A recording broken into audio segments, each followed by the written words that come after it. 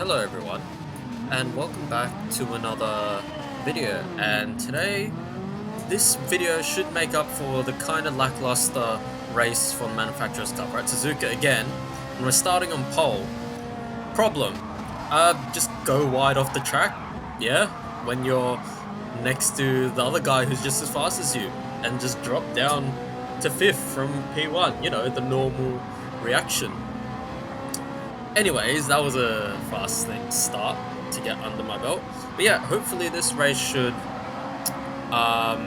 make up for the disappointing race of the Manufacturer's Cup. So around Suzuka, same track.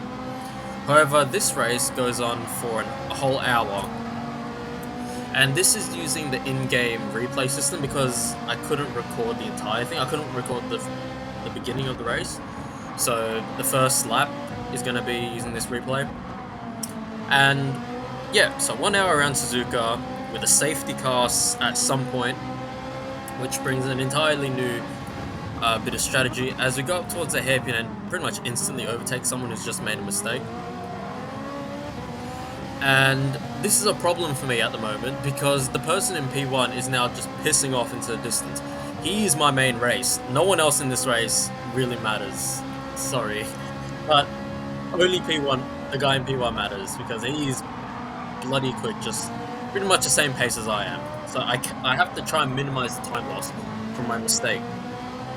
Now you'll notice pretty much everyone here is in a Ferrari. Which funny story. This race was supposed to be a Ford versus Ferrari sort of thing, but everyone pretty much got the gist that the Ford was crap. So this just turned into a Ferrari one make race, which is quite funny. Anyways. As we go into the hairpin, now this lap should be where we go back to my normal onboard gameplay. Not onboard, but you know what I mean. Normal gameplay where you have the gaps on the side of the screen, basically. That's pretty much the important bit. And there we go. So the guy in the lead's already pulled 2 seconds in one lap. I need to try and minimize the time losses. I try and scare the guy into a move, and it nearly works, but he turns in just in time, so that's fine. And I'm just going to lift because I don't really want to fight going to the S's. It just makes you lose more time as the gap is increasing again, but we're going to fast forward towards Spoon. And the gap's already 4 seconds, so now I really need to make these moves immediately or I'm done. But something funny happens as we break into Spoon, and both of them kind of just miss their marks, and one spins into the other Ferrari, which hits me. And kind of like alters. You can see me trying to fight the car as I try and keep him on the road. But that's it. We're done with all the other opponents. Now it's just me and the person in the lead. And he's already gained 4 seconds. Which, in 2 laps, yeah, that's a lot. As we go down to 130R. Now, as I mentioned before, there is a safety car in this race. So, at some point, the lead is going to go up to 100k so that the whole pack catch them. So this whole period before the safety car isn't really, it's more for position, right? Which kind of sucks because this race was kind of, for me, 2 different halves. Pre-safety car and post-safety car. As you'll see me, I'm going to try and lower the gap. It was 4 seconds, goes down to 3 seconds. Down to 2 seconds now. And at the end of lap 6, it's now within a second. Not within, but you know, in the 1 second mark. But as you look in the bottom right corner, there is rain coming. So that's another element of strategy now coming into play. And yes, for me, during this race, the race before the safety car, which to me isn't really that important, it's only for position to set you up for the end game, that was my flawless stint. And you'll see, I'm going to start making mistakes in the second stint where that's for the race win, essentially.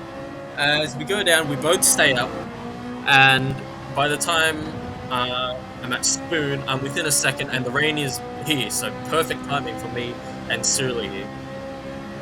As you can see, the moisture meter start to rise, and the wipers turn on.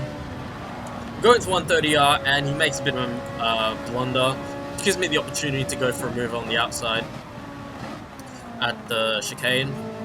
And I learned from a mistake at Manufacturers that I'm just going to completely lift here to turn the car so I don't get a pit lane penalty. As I go in, and he was actually on softs. I didn't know that. So that tells me that the softs pretty much they're really quick around Suzuka, but they seem to just fall off a cliff. Or maybe the last 3 laps of the stint. As it come out, I used a lot of fuel in that stint, so that's why Cyril's jumped me in the pit lane again.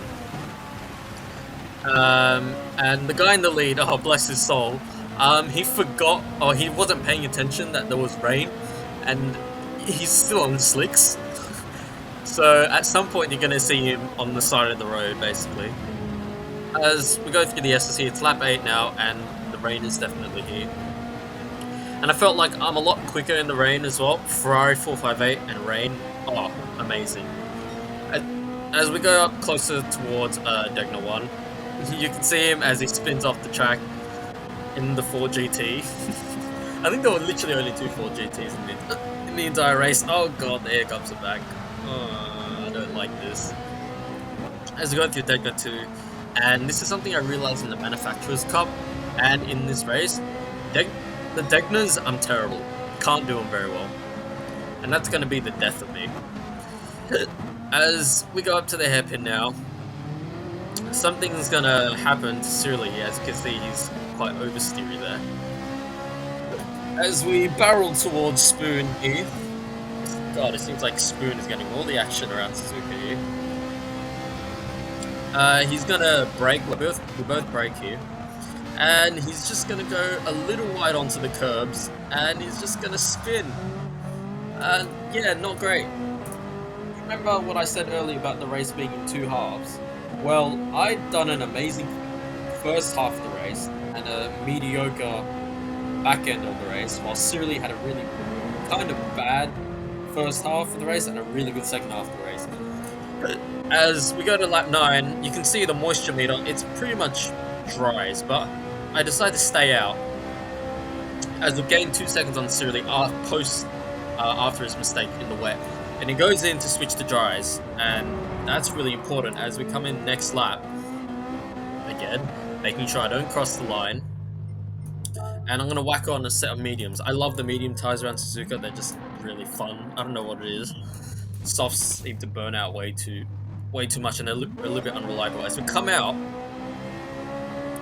you'll see me, I'm gonna just slow down to about 100 k's an hour, and we have some behind us, Mad Maxwell, who's not a back marker, but out of sync. And this is the safety car period. So, imagine if the safety car wasn't here, I've gained a massive gap on Cyril, but all of that evaporates as Maxwell pits, and it's me and Cyril again, 1v1 at the front of the pack. And I'm gonna fast forward again to when the safety car ends. Well, here we are, end of safety car period, and it's a go. We're in the second half of the race now, and you'll see me on the dry line here, and I'm gonna start towing the car because I need to try and get heat to these tires. We've been going so slowly. I have been turning left and right to try and heat it up during the safety car period, but one last weave couldn't hurt, right? As we go through turn 1 and into the S's here, Cyril is now just on the fringes of a toe now, and I realized this, and this is, I think, where my first, it's such a minor mistake, but you'll see it as I'm starting to edge a gap to it. And at this point I'm thinking, alright, now if I'm going to gain this much every lap, I should just fuel save. And by fuel save, I mean, like, first it starts with like short shifting 75% of the way there, and then eventually I'm going to go down to 50% and then down to 20%, which is never good, like in the rev range, trying to save fuel. Because in my stupidity throughout this race, I thought this was it, no more stops, I had to fuel save to the end. As we fast forward, I'm now 1.5 seconds up from Cyril, so I've essentially doubled the gap. So that prompts me to short shift even more. And I'm just trying to find it in my timeline where I actually like look at my fuel gauge. But yeah, because now that gap is now 1.6, that prompts me to do even more fuel saving, which is an even bigger mistake. Because this race is definitely 100% not gonna be to the end from the safety car. And the tires won't make it, and the fuel definitely won't make it, but my pea-sized brain didn't realize that. As we go through the hairpin, Cyril is behind, again, gap's still quite high, manageable. And we're gonna skip forward again, as we're in the nighttime now. This race really had it all. You can see the fuel gauge there. 9.8 laps to go with 25 minutes, so that's about 13 laps. This should have been the writing on the wall. Stop fuel saving and just push it. Because, for God's sake, I know that's what Cyril is going to be doing at some point. He's going to fuel save a bit and then he's going to push it. As we go to lap 19, you can see he's caught up to 4/10. He's really pushing it. And this is where I realized, okay, it's going to be a stop, so I'm going to just stop now. And this was probably the biggest error, honestly, stopping now, because the tires are still okay. There wasn't really nothing wrong with them. They were getting quite worn, but I can still keep Cyril behind easily. As we skip forward 2 laps, Cyril's gone 2 laps extra. As we go into 130R. I thought the reason why I just jumped the gun and pit was for some stupid idiotic reason. This was my other mistake. I thought Cyril was going to go to the end. So I thought just bolt on a new set of tires and just hammer it. That was a crucial error on my part. As we go down the pit straight, I didn't know this throughout the race, or during the race, but the footage is going to slow down and Cyril is going to go on the soft tire. And that was an absolute genius move. Because if he went in on my lap, those soft tires wouldn't last. But by sacrificing around 2 seconds in the pit stop, because he went longer on those worn mediums, he's able to use the soft. And I didn't know that. I thought he was on mediums. So when we skip to lap 25 and he's right behind me, I'm so confused. What's happened here? And you remember I said I was really bad at the Degners. Well, this is where my one mistake at the Degners is going to happen. So coming into Degner 2, I get on the power a little too early and I have to lift and nearly hit the wall there. As Cyril is now right behind me going up into the hairpin. He's going to try it around the outside at the hairpin. We're going to defend. But to be honest, I didn't make too much of my mediums during those outlaps. And now my tires are a little worn, but Cyril gets that really good launch off the hairpin. Much better line and much better tires. And he's through. And there's nothing I can really do to fight him as we go into Spoon. Now, I'm not going to show this in the cut, but he pretty much gaps 1.5 seconds on me here, I think.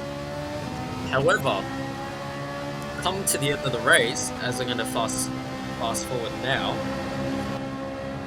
I'm caught up to him a little bit because those soft tires have now completely worn out.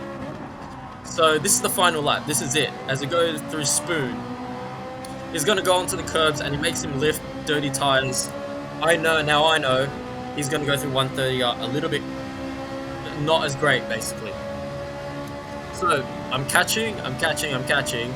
As we go through 130R, he's going to brake. So that gives me the sign, okay, I need to make the move now. He goes defensive as we go around the outside.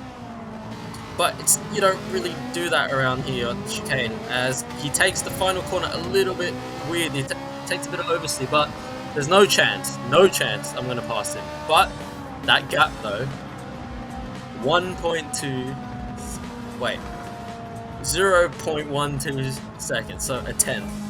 After 60 minutes of racing, a 10th. And that's just amazing. And if you guys didn't know, this is the same guy who beat me by a 10th around the Bathurst race a couple months ago. So it's literally the same situation, and racing like this is just always exciting. So hopefully this race, which had it all, rain, mistakes, nighttime, some battles, makes up for that poor Suzuka Manufacturers Cup race. So yeah, thanks for watching, and I'll see you guys in the next one.